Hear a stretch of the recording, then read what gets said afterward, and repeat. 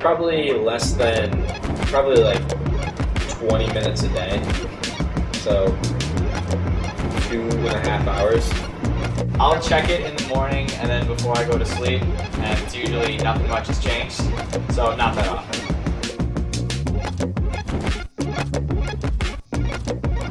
I think the average person probably spends about 10 hours a week on social media websites. I feel like an average would be close to, wow, maybe 10 hours.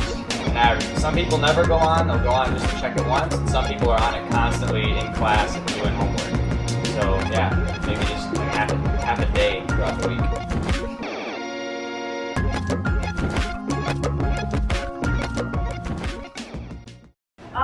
Well, for one, I love social media. I use it frequently. I find it enjoyable, and I love using Twitter, Facebook, Instagram, Tumblr, pretty much whatever. And I think with identity, people tend to do a lot of self-promotion on social media. That's what it's for. And people tend to kind of paint themselves in a flattering light. For example, only posting pictures of yourself on Instagram that are pretty. Obviously, no one posts bad pictures of them or even average pictures of them on Instagram. And I think a lot of times people post things on social media so others will respond to it in a positive way. So, meaning if you tweet something that's funny, you want a lot of people to favorite it. And so you're trying to put an idealized version of yourself out. Yeah. I mean, I don't think there's anybody who is as cool as they seem on social media or as anything as they seem on social media.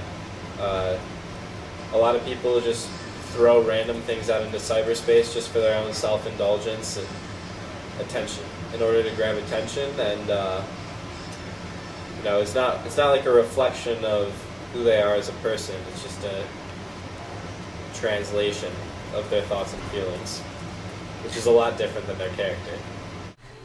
I think people mostly post what they think will get them the most likes or the most attention, and that could either be through like supporting a movement or some kind of event that is very popular, or it could be doing something really like drastic and against the norm to get them the most attention.